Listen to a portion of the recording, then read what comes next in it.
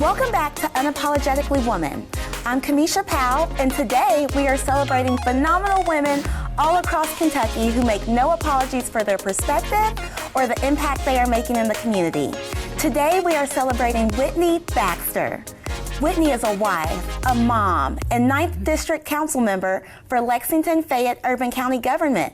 Unapologetically Woman, Whitney Baxter, that's you. Welcome to our show. Thank you so much for having me. It's a true honor. I'm so excited to be celebrating you today. Let's jump right in. Okay. So what does it mean to be a 9th District Council member? What is it that you do? Oh man, it means so much.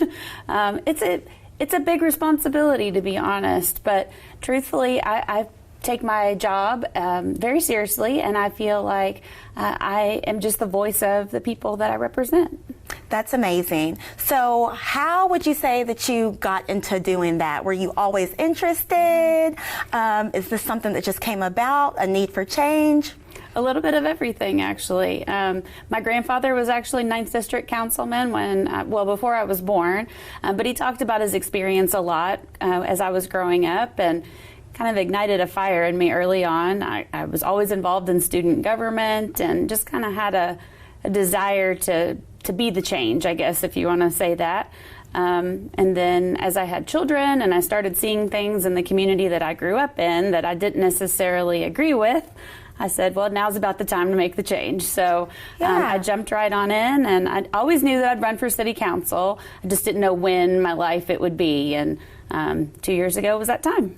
Yeah, so I saw and I read that you have been in the position for 18 months. Yeah. And so I know there are a lot of hot topic issues in the 9th District.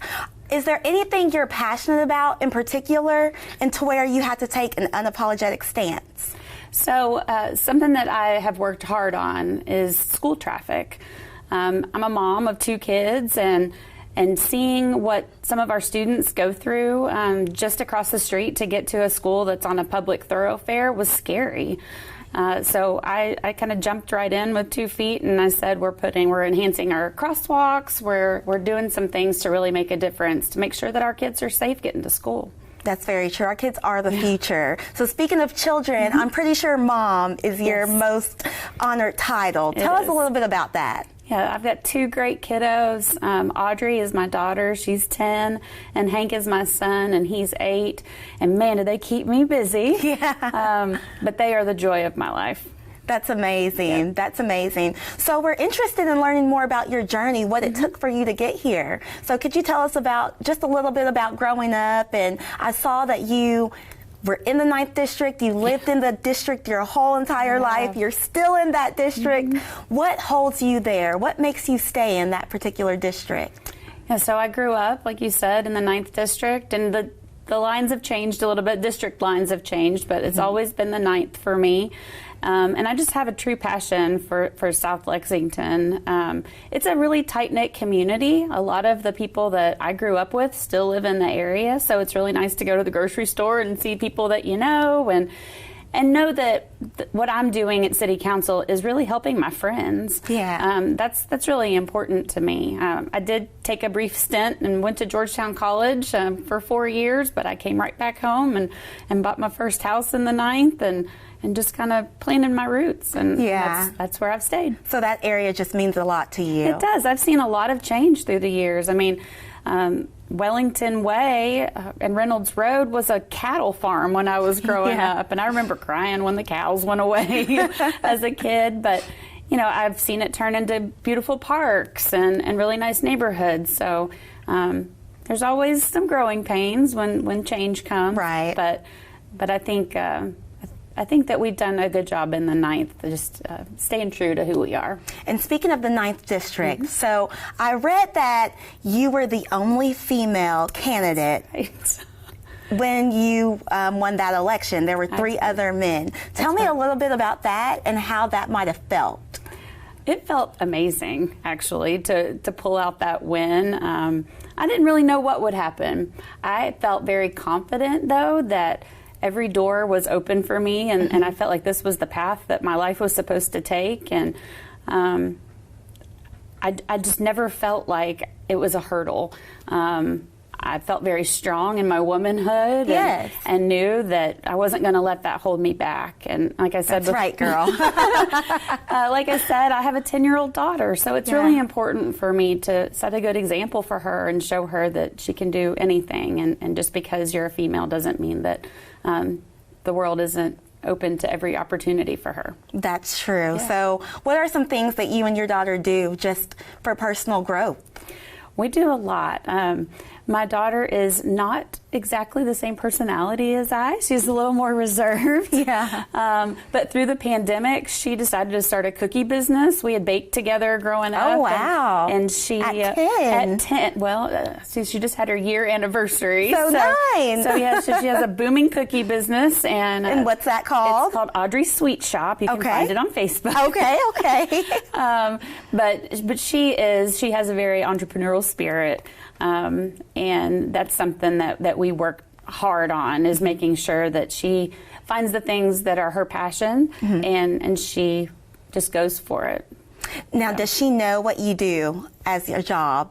Does she influence anything, any decisions that you make besides, the crosswalk and things like that? I can't say that my children really love my job because it takes me away from home quite a bit. Yeah.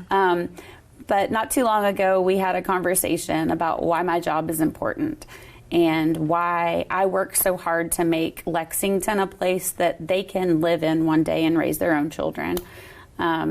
And I think that that resonated with both of my children. They finally got it, I think. Yeah. So they know that I'm working hard for the people that live here now, but also the future of Lexington. Right. Yeah. And so I saw that you were married for 13 years. Yep. So how does your husband, play into all of this? And is he okay with you being away from home? What goes on with that? He has I jokingly call him my first lady. Yes.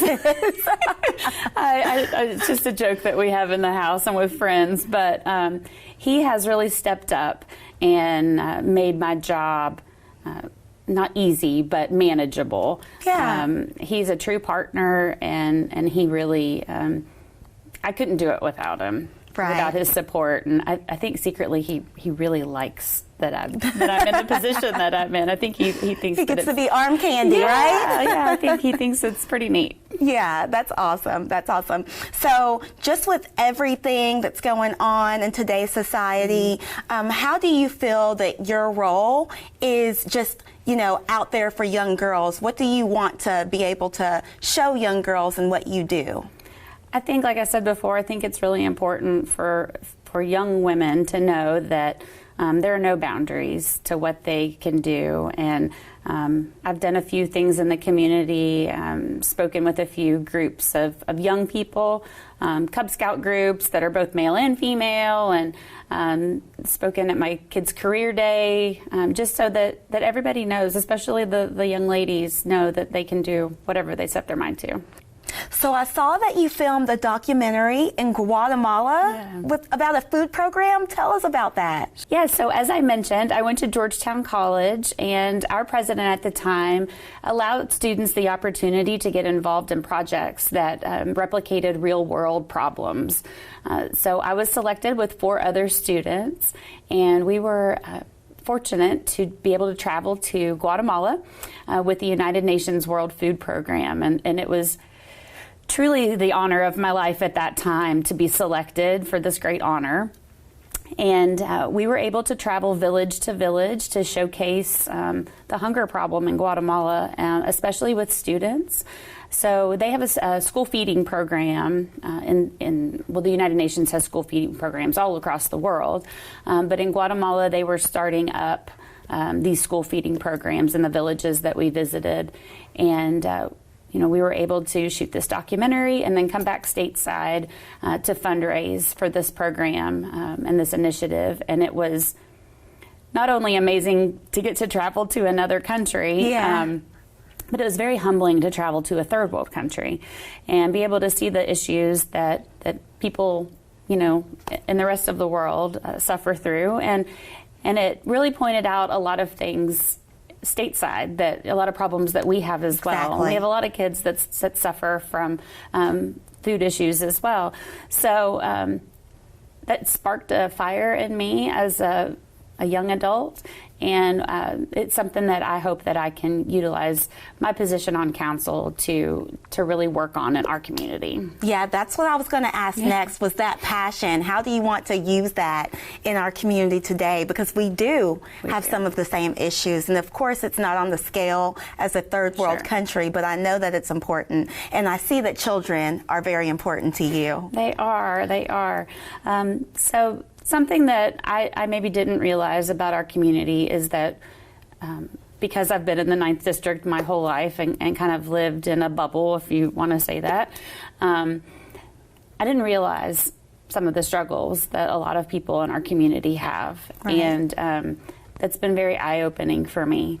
And something that really I struggle with, because I feel kind of ignorant to some things that go on in our community that I had no idea was going on. So being in the position that I'm in council, it's allowed me a voice. Right. And allowed me to work on some initiatives that hopefully will make a difference. It's really pointed out to me a lot of our food desert areas of town. And so working with or just talking with grocery chains and trying to figure out, what can we do to get you to plant a grocery store in this part of town? Or the mayor just recently proposed a mobile food bank, which is something that is amazing. It's pretty much a grocery store on wheels. So I'm really looking forward to how that initiative helps in the community, and hoping that I can get involved with that as well. Like I said, we definitely have problems in the city, and acknowledging it, that's the first step. It is the first step, and it's heartbreaking that sometimes I feel like I wish I had a magic wand and could solve some problems overnight. But having someone that just cares, acknowledges, sees, that makes so much more of a difference. So I'm just so excited that you're in this position, that you're able to be that voice. And, I just want to thank you for all that you do. Yeah. And so I want to leave you with one last word. If you could just leave anything behind to tell someone who maybe looks up to you and sees you in that higher light, what would you have to say to them? Wow, that's a big question. I think that I would say, don't let fear hold you back. I think I would tell people, pick a goal and stick with it, and do whatever you have to do to reach that goal. Don't let people tell you that you're not worthy and that you can't do the things that you want to do. And most importantly, I think that I would just say to find your voice and find those that can help you make a change, even if it's not you. Don't sit silent. If you see a problem, address it and be that voice in your community. Yes. Thank you so much. I'm so happy to have you today. Yeah. You heard it. Be the change, be the voice, and don't fear. Join us later on Unapologetically Woman, where we celebrate other phenomenal women in Kentucky who are making a difference in the community. I'll talk to you soon.